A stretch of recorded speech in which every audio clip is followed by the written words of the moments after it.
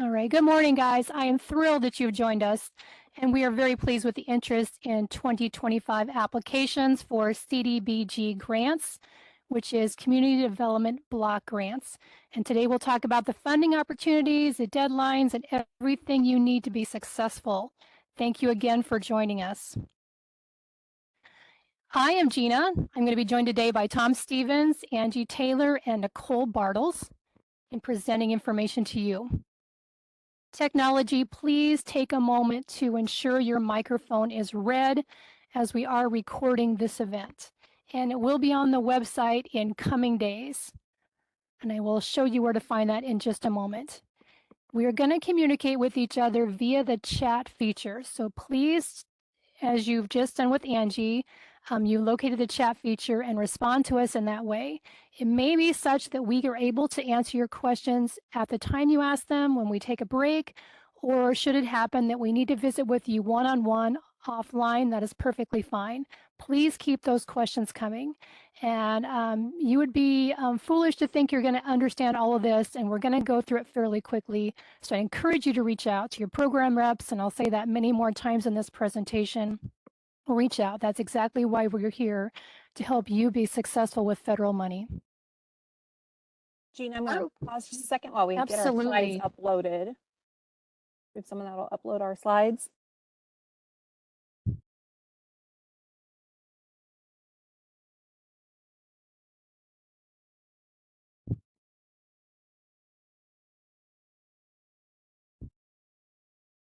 Asking me to share our slides on screen? Or Gina, do you have the slides available to share? I felt like I was, but maybe I'm not doing it correctly. I don't see them. Okay. And if you can't get it, don't worry. I have it here and I can pull it up if it's tricky. There we go. Okay, thank you guys for your patience with me. All right. Our overview of the presentation is oh, I should start here. Against our technology, the CDBG program was created by the Housing and Development Act of 1974, and it authorized HUD to make grants under the Community Development Block Grant Program. The goal of that program is to create viable communities by providing decent, safe, and sanitary housing, a suitable living environment, and expanded economic opportunities. There have been some changes to the 2025 applications, and these will be repeated more directly when we speak about each opportunity later in this presentation. In economic development, we added 17C, or I should say HUD Matrix Code 17C as an eligible activity. Also added were LMA, LMC, and slum blight as eligible national objectives. Removed targeted industry section, accepting of nonprofits. In planning, we added slum blight as an eligible activity. Public Works, the project maximum went from $450,000 to $600,000. Tourism development, significant changes were made to the scoring section. And finally, we added a subsection 5.6 and 5.7.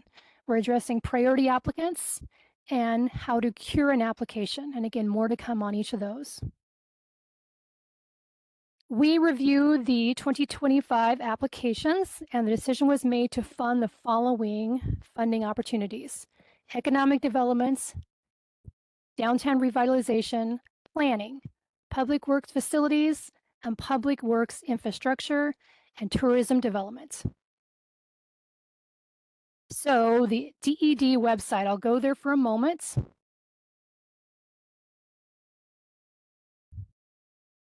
And this is a website. When you go onto our website, I'll walk you through how to traverse this a little bit.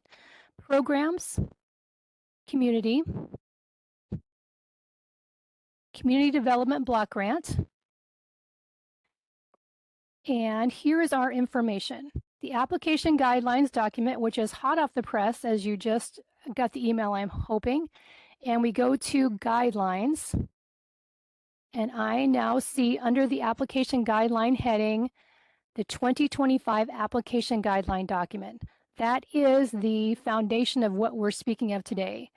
And this presentation is just a snapshot of that information. So there's far more information in this you're going to want to read carefully in order to submit an application.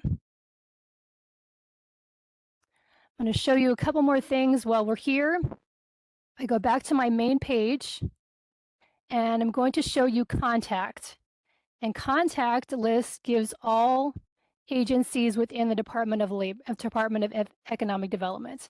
And when I go to this page, my play is to scroll all the way down to the bottom.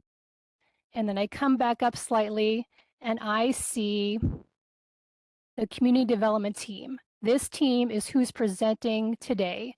Laura Hart is our consolidated plan coordinator. She is not going to present today, but everyone else is presenting today. This is our phone numbers and emails, and you'll see this again in the presentation, but we're making this very apparent that you're going to benefit from reaching out to us to make sure you have an excellent application. Gina? Yes, I'm ma'am. sorry to interrupt, but your screen share to the website isn't working.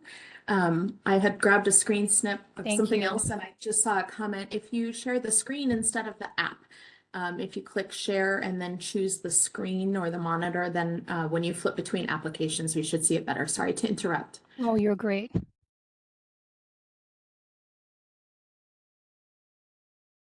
Oh.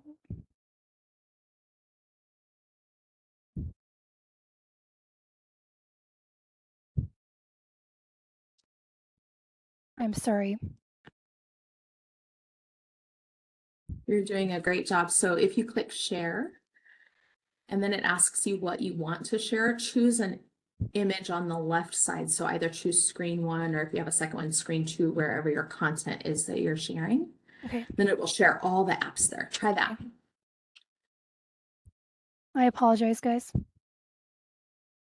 It's so hard to talk and drive and lead. You're doing a great job. Thank you for leading us through this. You're good. You're good.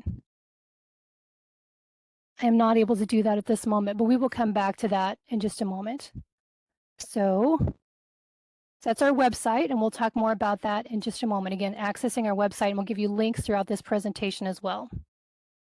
The application guideline document is, just a little background on the document, is updated every year around the June 1st timeline. It is the handbook for how to apply for each CDBG grant. I just showed you where to find it, or I'll give you the link in just a moment. How it is organized, I would consider you or tell you to please look with the table of contents, because you can, it will get you on your way. Or if you're looking at an electronic copy, that Control F has saved my life more than once when you're looking for individual pieces, or again, reach out to your program rep for guidance. And here's how you're going to locate the program guideline document. Walks you down the path. And I will say also, you see the 2024 application guideline webinar listed. That will be replaced with a 2025 application webinar in a short amount of time. I won't give you an exact date, but in the next day or two, you will see the 2025 application webinar, which we are recording at this moment, available for you on the website.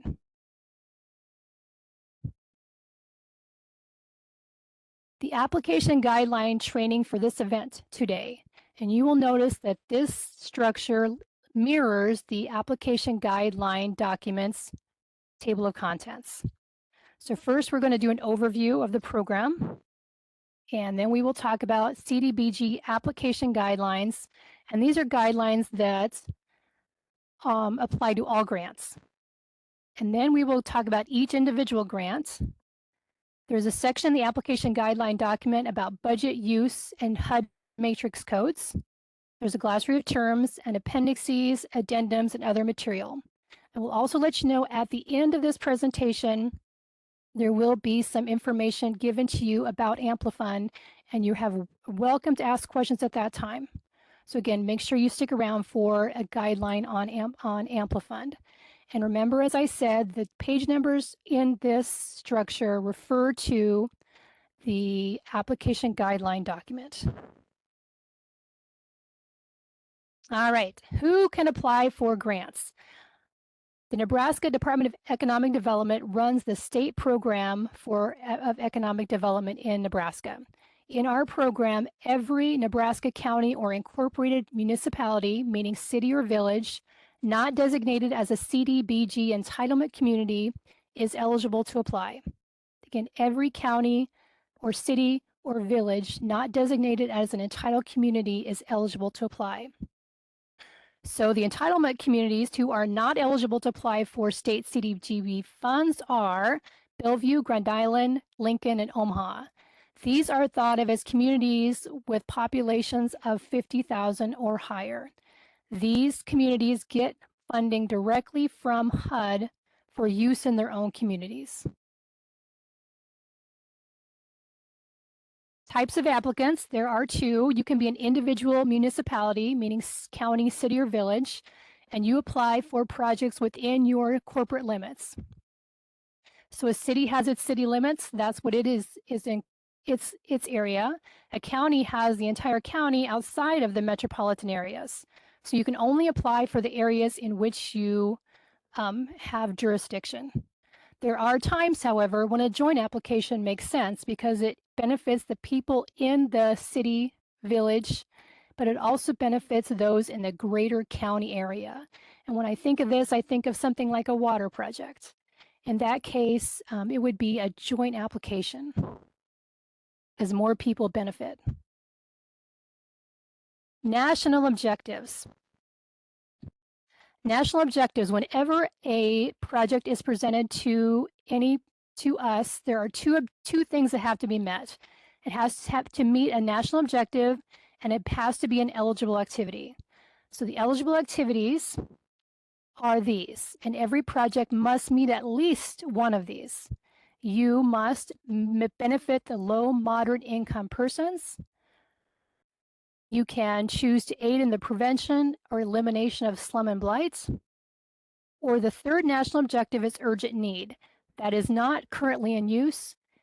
It is a benefit that meets the community's needs of having a particular urgency, which the local government is unable to fund on its own. Not in use at this time, has been in use in prior years. I'm thinking maybe the 2019 flooding was an example of urgent need was put in use, but at this time, either low, moderate income or aid in the prevention of slum and blight.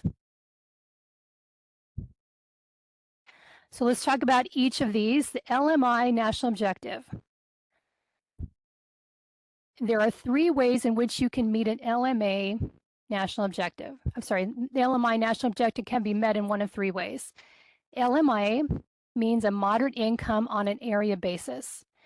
A benefit in this category is available to all residents of an area that is primarily residential. To qualify, that activity must meet the identified needs of LMI persons residing in the area, where at least 51% are LMI residents. That's an LMI. LMC is low, moderate clientele. These activities benefit a certain group of people rather than the entire area, as we just spoke of in LMA. It benefits a particular group of persons that reside in that area. And you see that list on the screen. So instead of benefiting everyone in the area, you are benefiting a very specific segment of the population. In DTR, downtown revitalization, I often see this used in sidewalks, for instance, and sidewalks come in under elderly persons or severely disabled and severely disabled. So there's different ways to make an LMC work. And finally, LMJ is low, moderate income jobs. That refers to job creation or retention that primarily benefits LMI persons. Activity meets this national objective when it is designed to create or retain permanent jobs. And it involves the employment of LMI persons.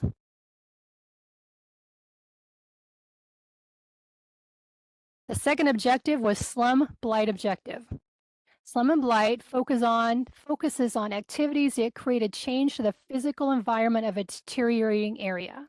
Determining the extent and physical conditions that contribute to blight is central on qualifying an activity. There are two ways to meet slum and blight. You can meet slum and blight on an area basis, SBA, or a spot basis. SBA is designed to eliminate specific conditions of blight or physical decay in a designated area and must be certified every 10 years. The next option is spot basis. Spot basis, again, eliminates conditions of slum and blight, but is for a property perhaps not within that slum blight area. Again, as I told you, that slum blight area has to be designated as slum and blight. If you're going for the spot basis, that spot basis cannot be part of the previously designated area basis designation. And your area must be designated by the municipality prior to applying to be a slum blight area and recertified every 10 years. And you were asked specifically on the application when you were certified. The spot basis is limited to acquisition, clearance, relocation, historic preservation, or rehabilitation of buildings, but only to the extent to eliminate specific conditions detrimental to public health and safety. Priority activities. Again, who's eligible to apply is every Nebraska county or incorporated municipality with a population of $50,000. And I said one of the requirements was to be an eligible activity, and you have to be obviously a community that's eligible to apply. So that works for us. Priority activities are not something DED creates, but we get input from our consolidated plan and our con plan. This is all with public comment is how we arrive at these priority activities. I'll let you take a look at that. All of these are eligible activities. I will also let you know when we talk about the individual grant opportunities, each opportunity has priorities within it. So not only do we have this listing, the individual grant opportunities have priorities as well. And we'll talk about those in just a moment. Applications. So application, you will see for tourism development and economic development, those are open cycle grants. So there is no time at which you cannot apply for funding for those opportunities. Again, open cycle. A new allocation is presented on the beginning of the year, but those are open cycle grants which can be applied for at any point in time. The other examples, downtown, planning, public works, are competitive cycle grants. The application window opens for these on July 1st. The deadline for submitting is Monday, September 15th. As I said, I will tell you many times to consult with your program representative, because if you are on the wrong path, you alone knows how much work goes into creating an application. So please be in touch with your program representative to make sure you're on the right track. You've chosen the right national objective, and you're going the right direction. And again, you see the contact information for us as well. Thresholds. Your application comes in. It's now September 16th. Congratulations. The hard work for you is not over, but it's reached a conclusion where you've submitted, and now it turns into work for our team. So when your application comes in, I will look to see that the applicant is eligible, that your applicant has no significant unresolved audit findings. The applicant is current with reporting requirements, including not limited to semi-annual reporting status, program income, closeout audits, notification of annual audits. The application is complete for required exhibits. The activities are eligible and identified as a priority. So that is the very beginning of the process. You've crossed all those, and then we can move forward with your application. Priority applications. This is something we have just added in 2025. And let me be very clear when I speak of these, that these two factors are not scored. These are not part of your scoring of your application and don't put you higher or lower on the application. The only time they may come into play is if there's a tie-breaking situation and a decision has to be made on who to move forward. So should that happen, these are two factors that we will take into account. Are you an applicant who has not received an award for CDBG funding within the last 5 years? If that is true for your community, that would give you the opportunity to have an edge in that situation. The other factor is the Targeted Investment Index. This was created in-house by the Economic Development Team to take a look at how your community is doing. It talks about things like age, the growth rate, change to taxable sales, education, housing factors. Those are all taken into account in creating that ranking of communities, and I invite you to take a look at that link. I won't go into detail now because, again, this is not a scoring piece of your application. It is something we may simply use if there's a tie-breaking decision we have to make. Curing an incomplete application. So your application comes in and we go over it very carefully, and there may be something missing. So should that happen, an application is incomplete, you will be given 45 days to address that deficiency and resubmit for consideration. If not submitted in the requested time, the application will be considered ineligible. If corrected, the cured or fixed application will be reviewed by the review team. So something comes in, all the pieces are not there, we'll reach out to you to fix or cure that application. Review and selection. This is kind of the bigger picture of this whole process. So, step 1, applications are reviewed for threshold and compliance. We've already talked about what that refers to. Step 2, qualified applications move to review teams. Section 3, applications are scored and ranked. Step 4, applications are recommended for an award. An announcement of the status of application is the final step, and that typically comes the first weeks of November.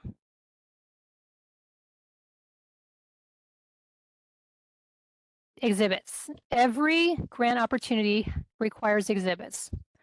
There are exhibits that are required of every application, and then there are applications that are unique to every opportunity, and we'll talk about those in the individual opportunity discussions. So in the application guideline, you will see all the application guidelines exhibits are listed and explained. Some are templates, some are just informational, some are standalone, part of a set. You complete one or the other. Many are submitted as supplemental attachments in the online process. Each opportunity outlines what is required and are optional. And we do show you where to find those exhibits. Very important to look at those exhibits. There is a link, obviously, to find those. So you will notice the exhibits, some of them have templates, but all of them have guidance on how to complete them. Important to know that every one of these is dated May of 2025. So it's going to be very clear to see that you've updated a current version, or uploaded a current version of that exhibit. So don't go to file copies, which is easy to do because you've done it for my light here. Don't go to a file copy. Make sure you are using this newest version of these exhibits. This is the link on how to find those exhibits. Thank you. Get my light on. Tom's going to fix my light situation. Thank you. So the left arrow points to this section where they're found in the application guidelines document. And the right shows each exhibit, or there's the link to get to those exhibits, a quick link that shows how to get for it. If you're unfamiliar, like more information, again, please use that website. They're very well written, in my opinion, that really guides you into creating a correct exhibit. and very fundamental to your application. So take some time to make sure you're using that most current information. Post-award. The agreement period for performance is 30 months. The agreement is also known, perhaps you might think of it as a contract. Period of performance is 30 months from the NOA to project completion. NOA refers to notice of approval. So that would happen probably in the early May timeframe. First couple weeks in May, we announce who has received who has been awarded. Notice of award has come. So you have 30 months from then. Other sections you will be completing are records and reporting, 2 CFR 200 Part F, Davis-Bacon and related acts, acquisition and relocation. Regulations emphasize anti-displacement, procurement, environmental review, Section 3, which refers to the hiring of LMI persons, equal opportunity, fair housing and accessibility. Build America, Buy America refers to iron and steel purchased in the United States, and the continued use clause, which means that any project must remain in the use it was intended for, or the project was completed under, for the next 5 years at least after closeout. And again, as I said, these are federal funds, so those are the rules we have to follow, not always clear cuts. And you're going to have questions, as do I. So please reach out with your questions as you're navigating your grant. Ooh, downtown revitalization. So now we have looked at the general information that applies to all grants, and we're going to go into discussing each individual grant. Now is probably a good time to look at questions. Are there any questions that we need to address? So far, it's quiet. We're keeping an eye on chat. If you're one of the people that has not yet opened the chat pane, be sure to do so. We've posted several helpful links for your use. Otherwise, Gina, I think you're good to keep going. Excellent. All right, downtown revitalization. So the purpose of downtown revitalization is to revitalize Nebraska communities. We realize the importance of a downtown center to the community and the surrounding areas, and we want to create a center for community activity. It focuses on fostering economic development through public and private partnerships. And again, recognizing downtowns reflect the economic core and persona of our communities. And if you have been involved in a small community, you know what it means to the community to have a strong downtown presence. Eligible activities. Eligible activities must be located within the designated downtown area. See the priority list below. Very important that you realize that the lead on a DTR project must be commercial rehabilitation. Commercial rehabilitation is typically thought of as building facade improvements. However, there are other items that can go along with commercial rehabilitation as projects. They're not of the same, they're again on a second tier. But you can apply for, along with commercial rehabilitation, clearance and demolition, acquisition of property, flood drainage, water sewer, street improvements, sidewalks, other public improvements such as removal of architectural barriers, construction management, and general administration. What I often see in downtown revitalization is commercial rehabilitation accompanied perhaps by sidewalks for LMs and under LMC, limited clientele. So those are something I typically see, but again, commercial rehabilitation is the lead on your DTR application. Funding, this has not changed. The maximum funding for downtown revitalization is $400,000. Minimum is $250,000, I should let you know. And general administration, you may request up to 10% of project costs that does not exceed $25,000. Construction management, you can also choose to apply for is $10,000. I'll make a side comment. A couple years ago, we had an application come in that did not address construction management or did not include construction management, and which we reached out to the applicant once awarded and say, why would you not choose this? We had to write an amendment to put that in their agreement. The point is you are not going to be scored differently if you do or do not apply for construction management or general administration. Those are assumed costs to apply. So don't think that that is a factor that we would make a decision based on. Match. The match requirements for DTR is a 25% match. Local cost share funded activities may benefit the overall downtown revitalization effort without being specific to the project activities proposed for CDBG funding.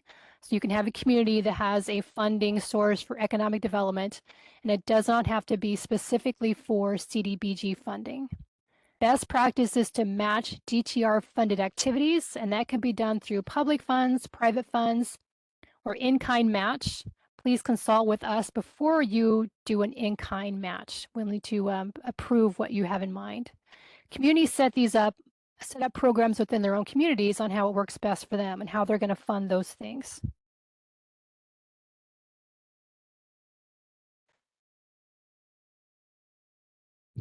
I'll speak a few things about commercial rehabilitation. We often, like I said, use this in building facade improvements. Remember that a building facade improvement is not a situation where we build it and they will come. You have to have a business in that building or a building that is contracted to be in that building to be covered by DTR funds.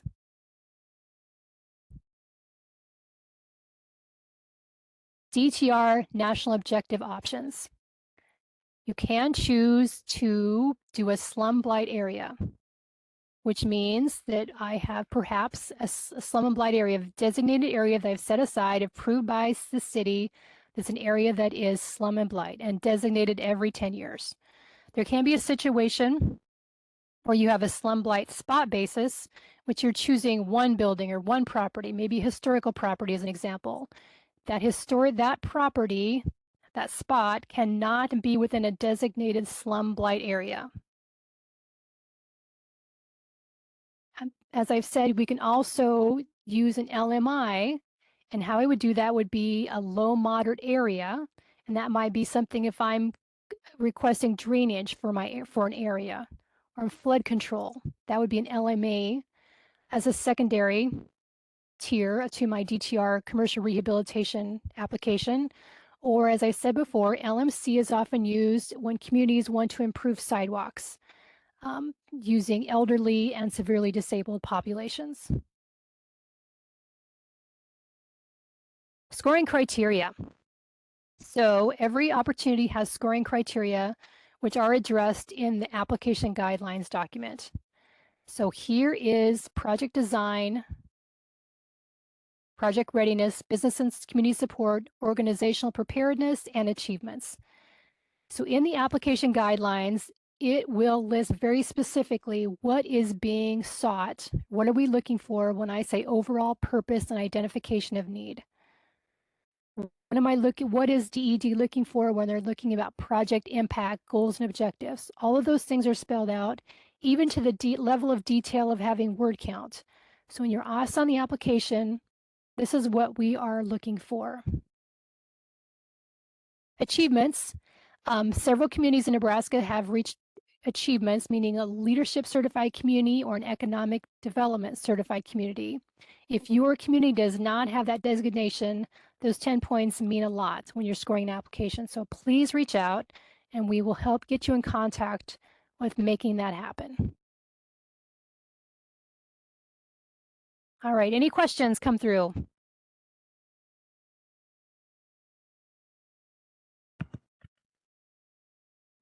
There was a very great question in chat for those who might not have seen it. A gentleman named Tom inquired whether tribal entities are able to apply separately or if they need to partner with a municipality. And Nicole was very kind and responded that tribal entities do need to apply and partner with a municipality that way. So I think that was the only one so far. But right. The only applicants can be municipalities. Right. So they have to agree to apply on your behalf. Excellent question. And then there was another question regarding clarification. So for competitive cycle, they are due in September. They go under review from September and October, and then we do make those announcements usually in November. I think there might have been misspoken that it happens in May, but it's actually November. Thank you very much. Another question from Leanne says, are those the only achievements recognized for the 10 points? I think clarifying EDCC and LCC maybe Yes. At the root of her question.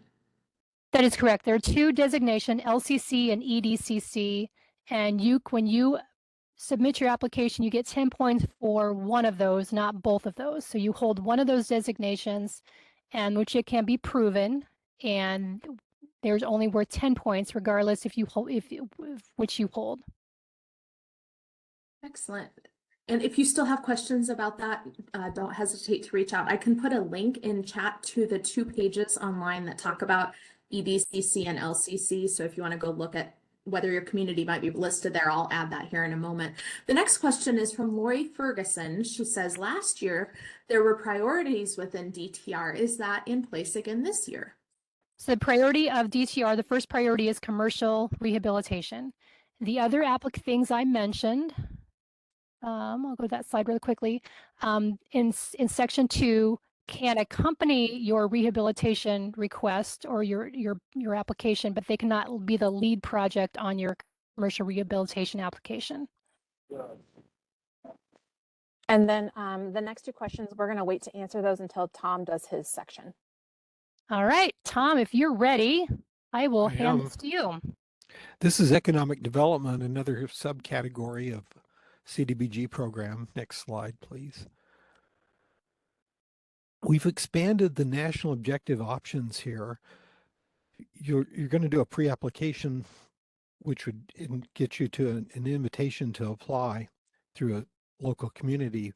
But we've expanded by adding LMA, LMC to the already existing LMJ, or job creation, LMI on an area basis, or low to moderate clientele, which would be basically ADA, Americans with Disabilities Act type improvements. We also have added slum and blight on an area basis and spot basis to the national objectives available. Next slide. Someone asked if there was examples of that, and what we'll do is we want to talk to you individually about a project if you have something in mind.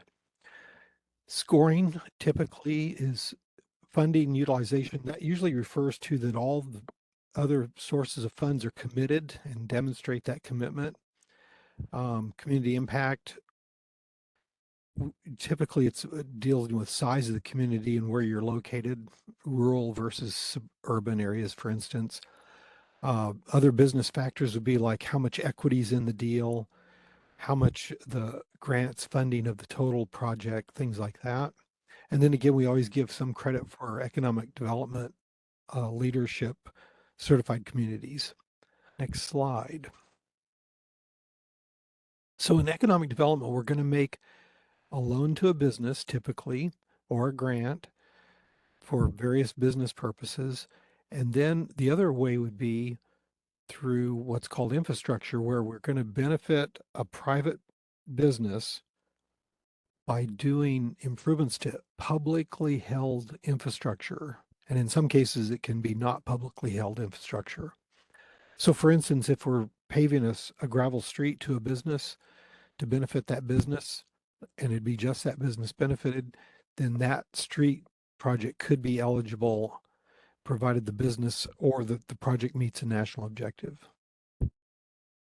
And typically it's jobs, but it could be other.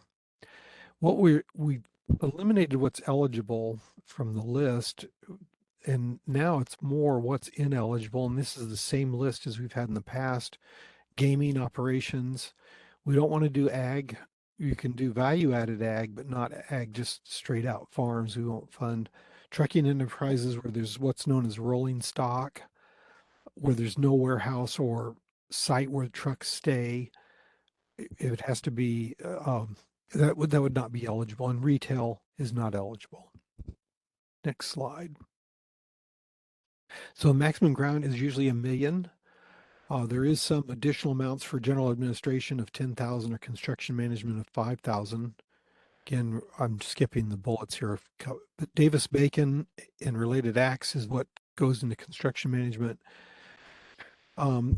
Usually we're funding all this through the state revolving loan fund. which is where current CDBG funding is coming from. And remember that there's a 1-to-1 match. So we fund 50% of the project up to, and that everything is done on an after reimbursement basis. So the business or whatever spends the money and then we reimburse them if it's eligible. Next slide, please. Typically we'll do loans for low interest, often zero. We require monthly payments. If the maturities vary 5, 7, 10, 15 years, depending on what we're doing. There are possible forgiveness is common. Typically in the past, we've been doing 50-50.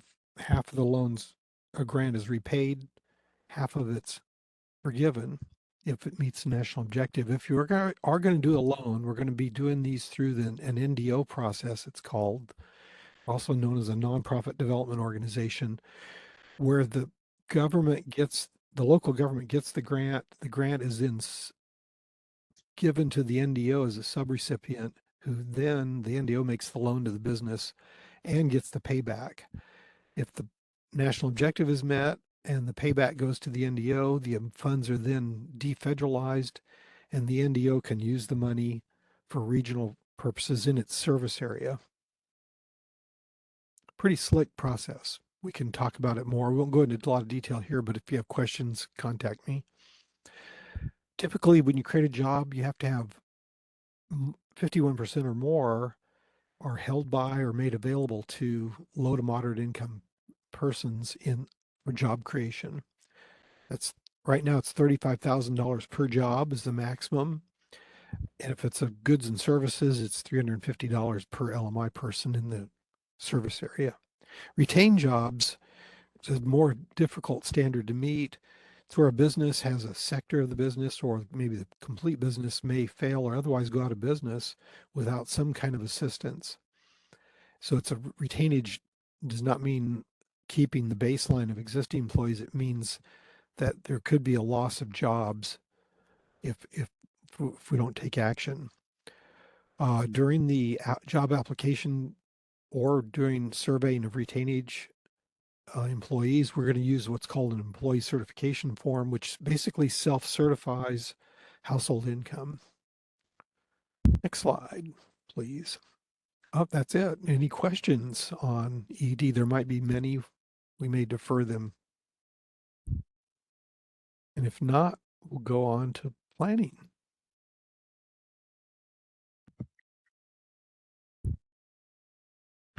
Jump in real quick. Nicole, did you want to read the questions to Tom, or may I go ahead and proceed with that? There were some in chat for Tom about ED.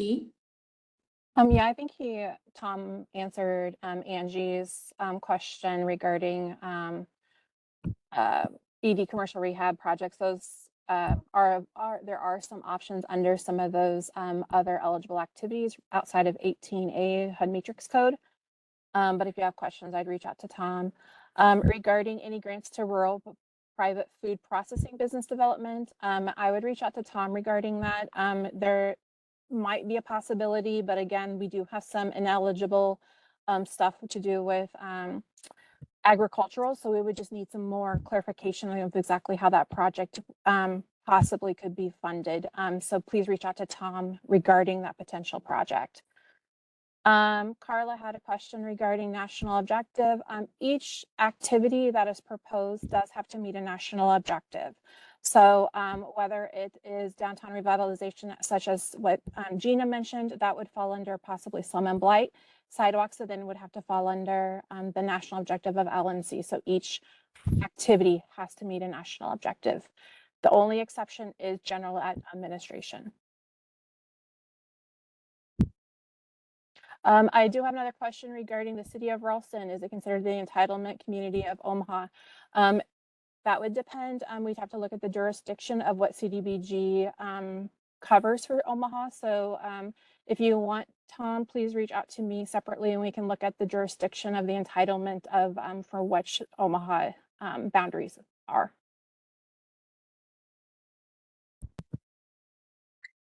All right, that is all the questions in chat. So we'll continue with our presentation, continue putting questions in chat, but we'll move forward and talk about planning. That's my area. I'm Angie Taylor, and I'm the program representative for the planning department. So we're going to start and just tell you what planning is. The purpose of planning, if you want to go ahead, Gina. The purpose of planning is to provide communities with an opportunity to solve problems through an integrated community planning process. And so this is where, if you're not sure where to start, this is a great place to start, because this is a way where you can bring your community and your stakeholders, your leadership together and begin to make a plan for how you want to develop your community further. So a successful planning effort involves stakeholders, again, members, citizens of the public, and then get their support through strategic planning, implementation, monitoring, and evaluation. So the full cycle is included as part of this. Next, we're going to talk about, wow, my slides just jumped.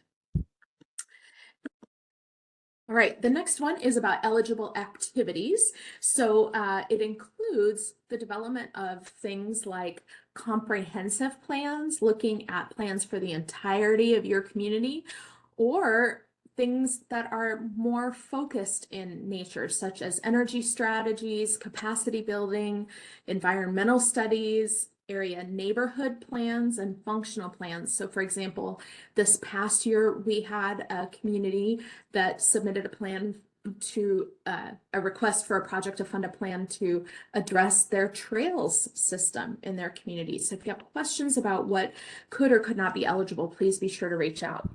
Now, ineligible or not eligible activities, of course, include things like engineering, architectural, and design costs related to a specific project, and then other costs of implementing the plans. So it's pretty narrow focus. All right, next. We have for the maximum costs, if you're just doing it as an individual applicant, the maximum is $50,000 in CDBG funds. And then if it's a joint application between multiple counties or communities, that's up to a maximum of $70,000. And if you download the application guidelines document, there's a great chart right just a few pages in right at the beginning that tells you per opportunity, what are the priority activities? What is the minimum? What is the maximum? What is the match? Be sure to look at the application guidelines document for all of this outlined. And then for general administration, in addition to that $50,000, the applicant may request up to an additional 10% of the project costs, but it can't exceed a maximum of $3,000. So how does match work for planning? Well, this is one where it's tiered based on the size of the community. So in this case, a smaller village, for example, only needs to provide a 10% match. I won't read the entire slide to you, but then first-class cities with higher populations, they shoulder a higher percentage match, up to 30%. And then if it's joint applicants, just to clarify, the match is determined by the classification of the local unit of government participating in the application, and it would not be determined by the county, if that makes sense. So match, just like DTR, as we were talking about earlier, it can be via public funds, private funds, or in-kind services. And so if you are considering an in-kind match, be sure to reach out about that, because that can be complicated. All right, next we're talking about national objectives for planning. So we have a slight change this year. As always previously, we have accepted applications under an LMA basis. So on an area that qualifies by having their census figures or an income survey verify that 51% and or higher of the population is qualified as low to moderate income persons. That hasn't changed, okay? So that covers an area or a community. LMC is a targeted plan that would serve only a narrow population. So for example, there are different, there are 8 different, I believe, limited clientele that could be covered, such as elderly persons, severely disabled persons, children, and so forth. If you have a plan that you want to put in place targeting that, you might qualify that project activity under the national objective of LMC. And then this is the new part. This is slum and blight. We have added on an area basis to aid in the prevention of slum and blight. And Nicole might, if you're willing, can you give us a great example of that one? Yeah, so if in order to meet this national objective, the plans have to be for the entire slum and blighted area, or if all elements of the planning are both necessary for and related to an activity that, if implemented, could be shown to meet the slum and blight national objective. You cannot use this though if the area is not considered or not designated slum and blight. So the area has to be already designated slum and blight. And again, you'd have to make sure that the whole area is part of the actual plan. Thank you, Nicole. All right, moving on to scoring criteria. Of course, these are outlined as along with all the others in that application guidelines document. We're very upfront with you, letting you know how to write your application because you know how it will be scored. So we have overall buckets, if you want to think of it that way, of project need, project impact, project readiness, and community support. And then within 3/4 of those are subset scoring components. And each of these are outlined in the application guidelines document with every question that you will be asked to provide an answer for in AmpliFund, which is our grant management system. So we will have questions outlined, and then assuming your application meets the threshold compliance requirement, then this is how we would score it. And if you have questions about that, let us know. But on the left column, it shows the maximum number of eligible points, while on the right, it tells you the minimum threshold that you have to qualify to move forward. So I see there are a couple questions in chat. Nicole, did you want to take those? Yep. So Jeff's question is, when applying for any of these grants, should there be an existing plan to the cost of the project known before the application? Yes and no. I'd proceed with caution with that. One thing with that, you kind of do need to have an estimated budget, but if you go forth with getting an actual budget for your application, you do run the risk of a conflict of interest. So if an engineering firm or a construction company provides you the actual cost, then they would most likely be excluded as in the procurement process because they already have a conflict of interest within the project.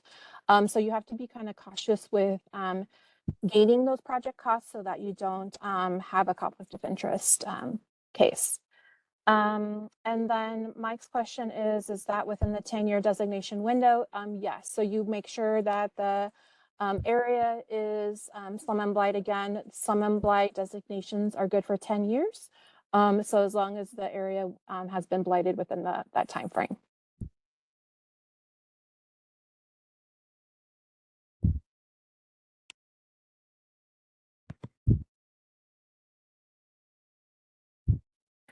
All right, we're going to move on to public works infrastructure.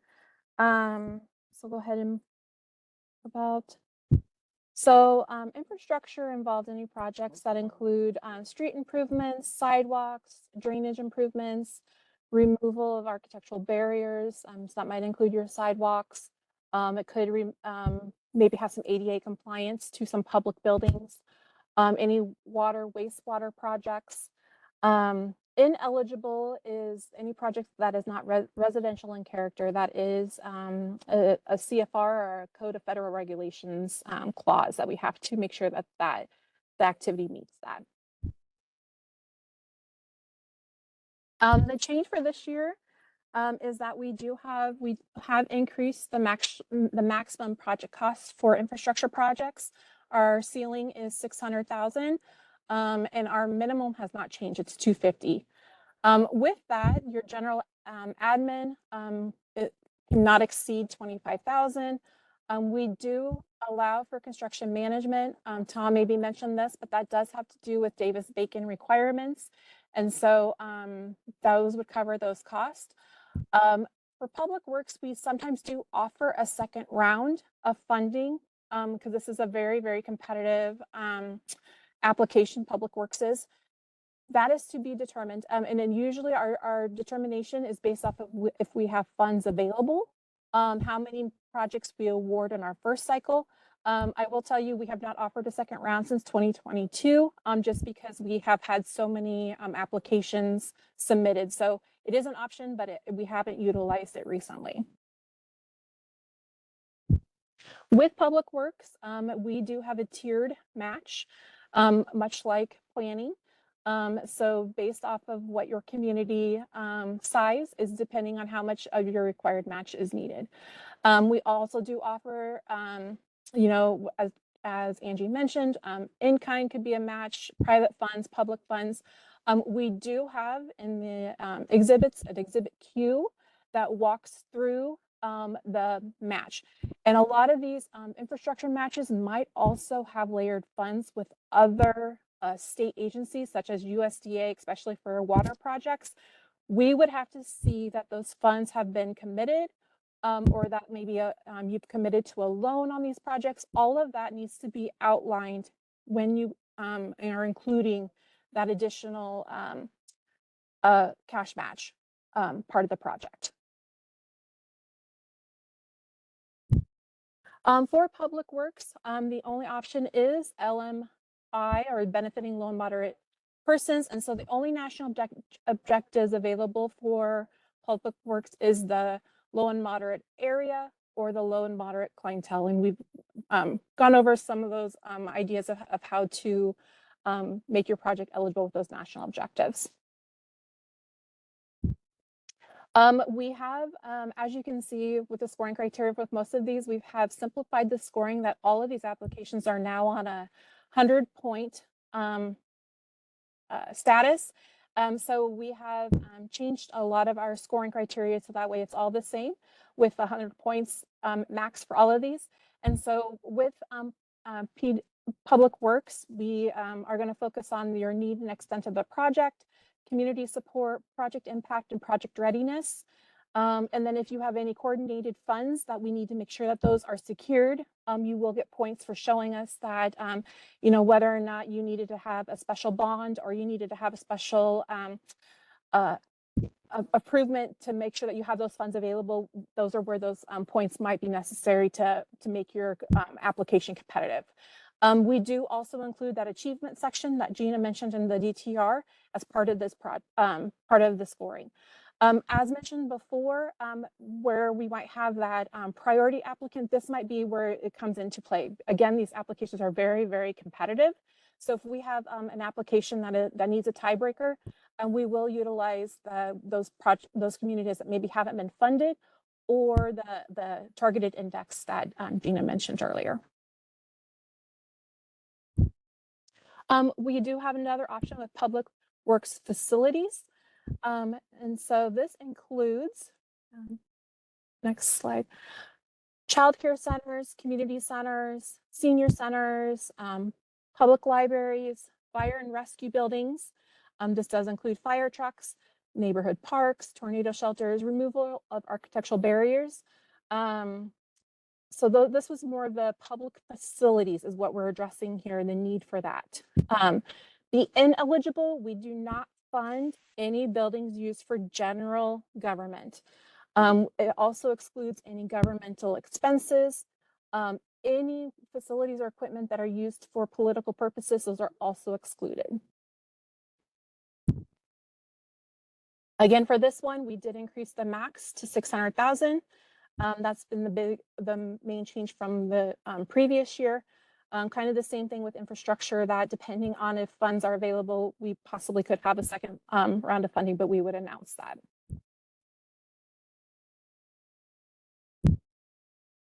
Same thing as I mentioned in the infrastructures, this is a tiered match based on the size of your community. Again, we want to make sure on, again, that match that you have those funds secured at time of application. This really, again, has to do with the project readiness.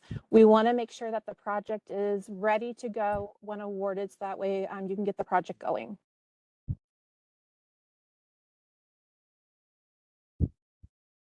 For public works for facilities, this one also has to benefit LMI or low and moderate income persons, either through area or the clientele, the specific 8 groups that Gina mentioned earlier.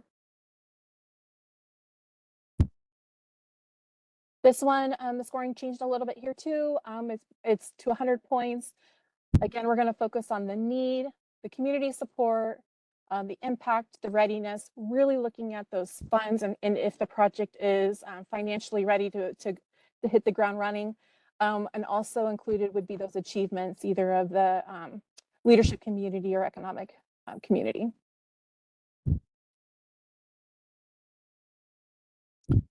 Tourism is our final opportunity that we will be offering this year. Now, Nicole, I'm so sorry to interrupt, but if you don't mind, there are some public works related questions in chat. Would you feel comfortable answering them now, or should we wait till the end? Yeah, I can answer them. Does the public works funding apply to all infrastructure, water, sewer, electrical, and roads? That would depend, Michelle. We fund if it's based off of who owns it. So streets improvements, water, sewer, it'd have to be public facilities. So there's a possibility for that. Hopefully that answers your question. Would PWF fund a community center that also houses the city hall? Carla, that is a maybe. It would depend on how much of that building is used for government offices. That might be a little bit harder. We'd have to do like probably a percentage of the building. It is a possibility, but there would be some other layers of questions that we would have to follow up with to see whether or not that would be eligible. What if a community center also houses city offices? Okay, that's the same type of question. So there is a possibility, but we cannot put the funds within any government offices. So, you know, if 2/3 of the building is city offices, then CDBG would only be eligible for 1/3, and we'd have to do a breakdown of what that would look like. Angie, if you wouldn't mind, there in our thing, what we can do is we can drop a link to what residential and character means. We actually have a CFR, if you wouldn't mind pulling that from our applications. That way then it's word for word of exactly what the federal code says. If you wouldn't mind dropping that in there, that would help explain it. And I'll go ahead then and move on. All right, so tourism development.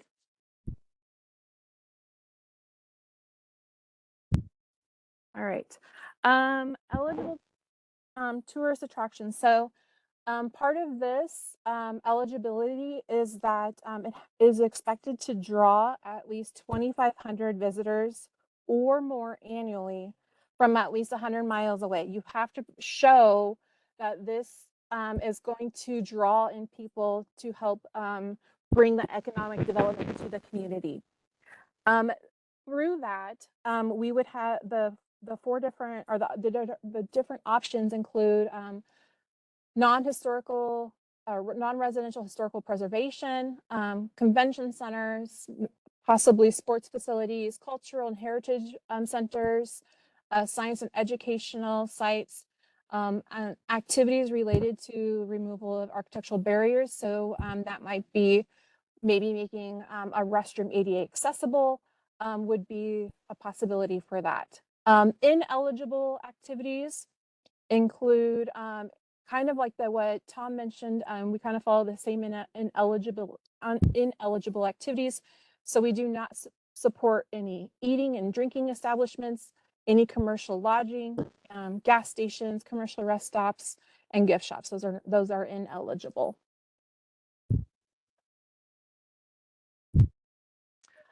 For tourism development, the max for project cost is $450. The minimal is $250, and the application may request up to 10% of the project cost to not exceed that $25,000 for running or managing the grant. Tourism development oftentimes does trigger Davis-Bacon. Davis-Bacon is if you have any construction cost, labor-wise, that is over the $2,000, then it would trigger Davis-Bacon, and construction management could be included within that budget to cover the overview of how to follow those federal regulations. Tourism development match, there is a 25% match to this. This could either be by the municipality, or if they are partnering with like a nonprofit, possibly there could be that they provide the funds. We would just need that secured at time of application to know that the match has been, that the match is available. Tourism development is pretty open with figuring or finding ways to make your project eligible. The national objectives that can be included with tourism include LMC, or the clientele, the low and moderate area, jobs, creating jobs, and then also we do address some of that slum and blight, especially when we're working with like the historical preservation part of the project. Scoring criteria, this one again will be out of 100 points. This one here focuses on your need and extent, your impact, your readiness, and your community support. And definitely this part is really going to see like, how are you going to be able to, you know, carry this project? And Gina mentioned one of our post-award requirements is that the facility needs to stay within use within 5 years. So you have to be very cautious of using tourism development. If you have a brand new project, you know, you want to make sure, how are you going to sustain this project? Because you do run the risk if your facility closes within years after this, there is a risk of payback. And so we want to make sure that you know, you have that community support, that you're going to draw those visitors into your designated project that you're wanting to fund.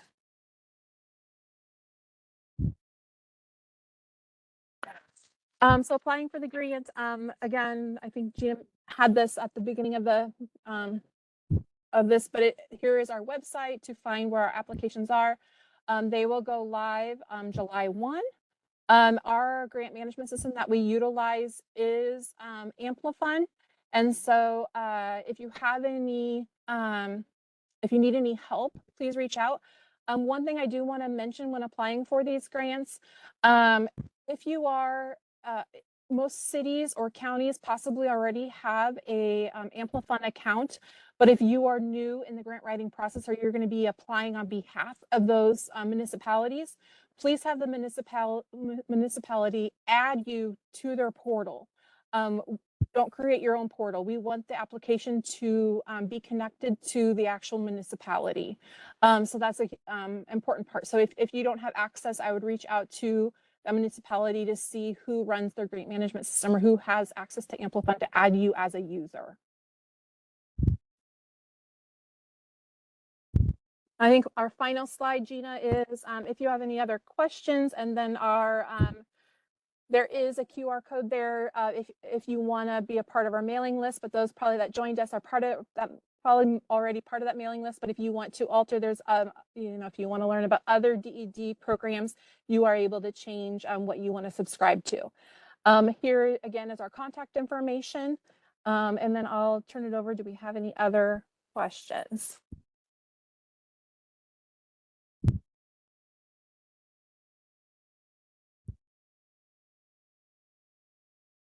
Hi, Nicole. There are at this time no other questions in chat, except, you know what, I could not, as quickly as you can, I'm sure, put my fingers on that residential and character definition. I'm so sorry. I must not have that bookmarked.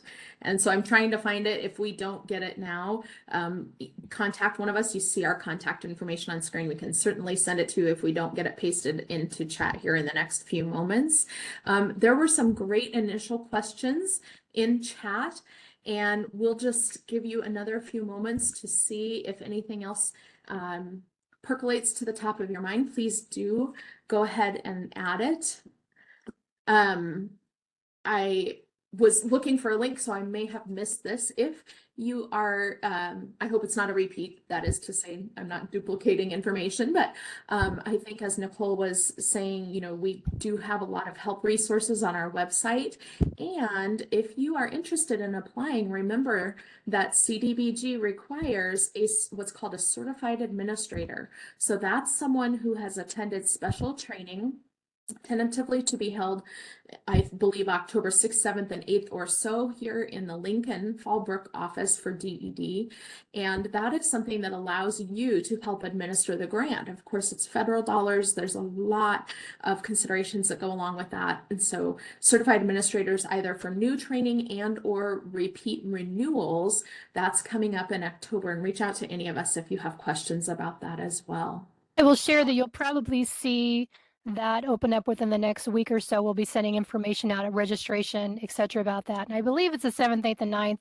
But when you get the listserv and press release, you'll be able to confirm that and register for that training. Thank you very much. I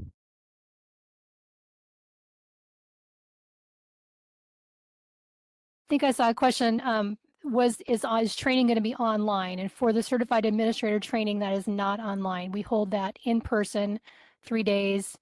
So that's an in-person class in Lincoln.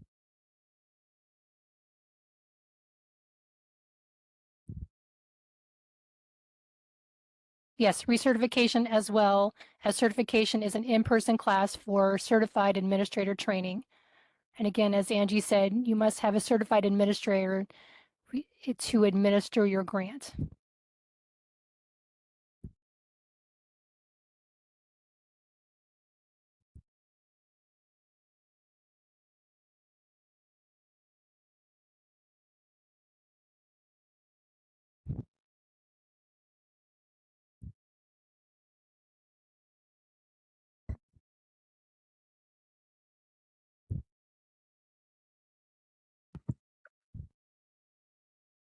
All right, there's another question from Leanne in chat. She asks, can you share more details about the priority applicants targeted investments index? She says she can only find information defined by state and not by county, and I haven't looked at it, so it's hot off the presses. I haven't even had a chance to look at it yet. Is there anybody on our team who's had a chance to look at that, or would it be better to get back to her later with the answer for that? I think it would be best to get back because, like I say, I'm not sure. I haven't dove deep into exactly what they're all offering. I know that they plan to build upon it. So, like I say, like Angie mentioned, it's hot off the press.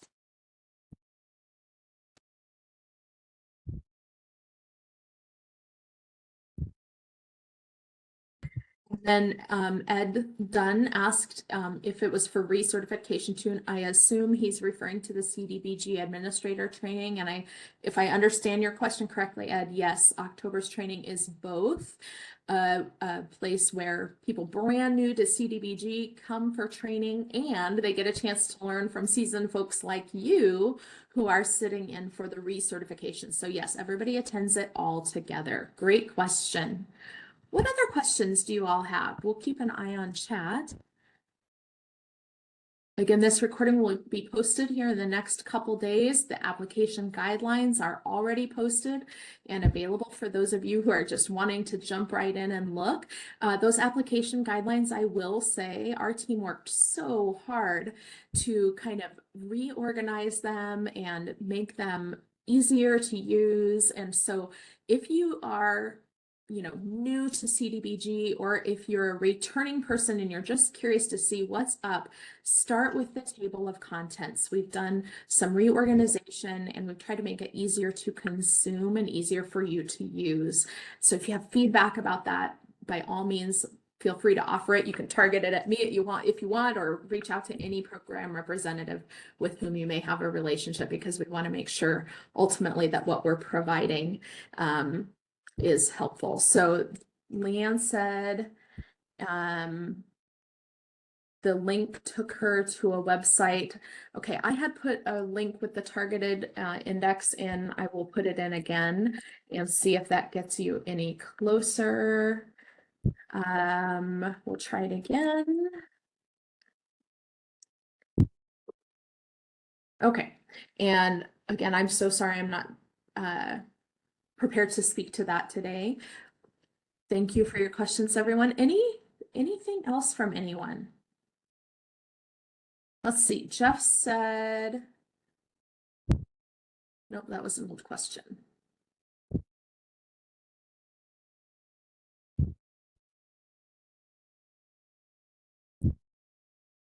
Okay, no, I guess Jeff repeated his question. When applying for any of these grants, should there be an existing plan so the costs are known beforehand? Jeff, I don't know if you heard Nicole's answer earlier. She said you have to be careful about that because you don't want to do anything that could create a potential conflict of interest. And so reach out if you have additional questions, but the short answer is you should not have a super detailed plan, but you should have some idea of what the budget expenses will be. Sometimes in CDBG land, when I ask a question and I hear yes and no, or it depends, that's a little harder for me. And so I like yes or no answers a lot. And I find that in our roles here in CDBG, it's often some of one and some of another. So we understand, all of us, that these are great questions that require a lot of intellectual reflection and discernment. So don't hesitate to reach out. We're always here and happy to partner with you. I don't see other questions. Anyone have anything else to add? I'm going to be quiet now and let you wrap up if that's time.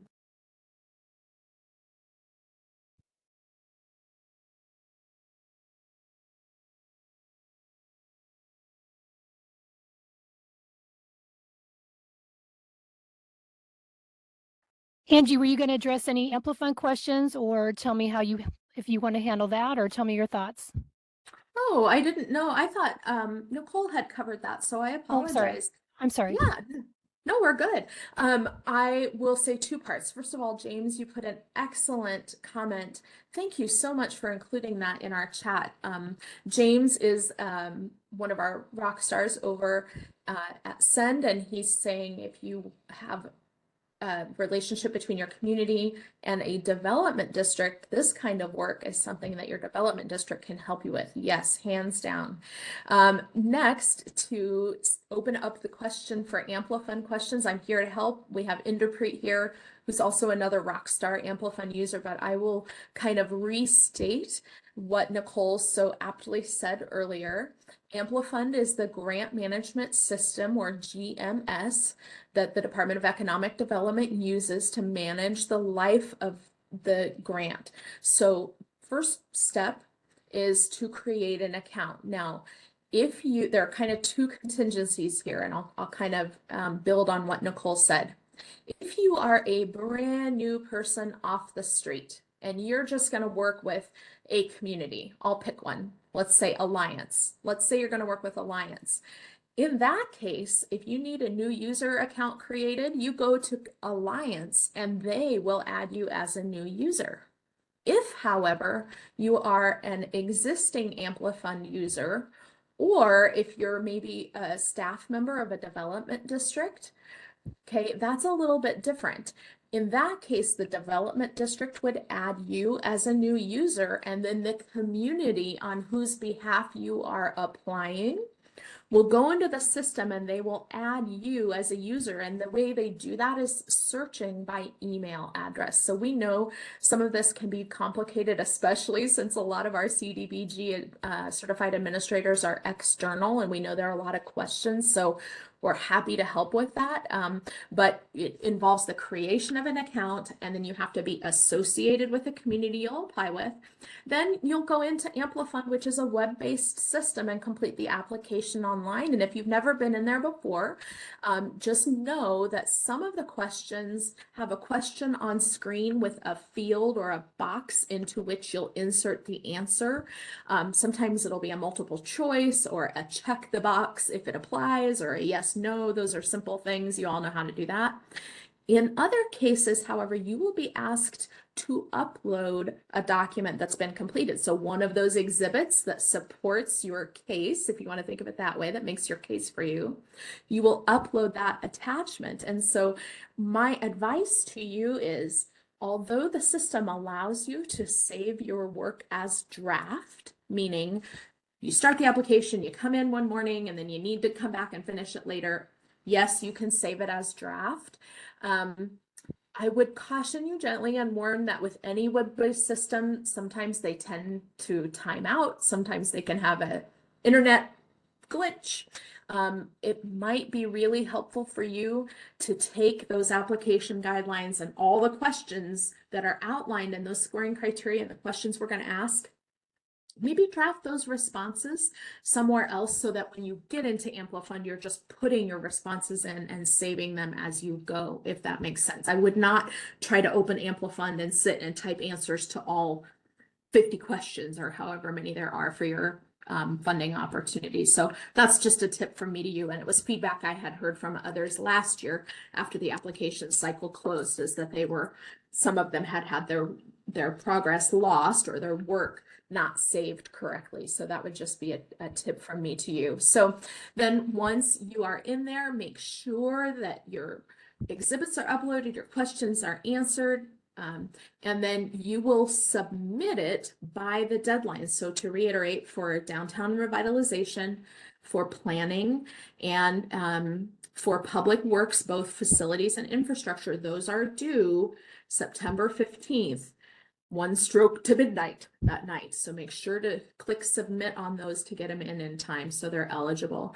Whereas by contrast, economic development and tourism development, as Gina said earlier, so aptly, those are open cycle applications. So for the next funding round, those windows will open July 1st, and then you can apply for those throughout the year. There is no September 15th deadline on those. Those end with the fiscal year, the following June 30th.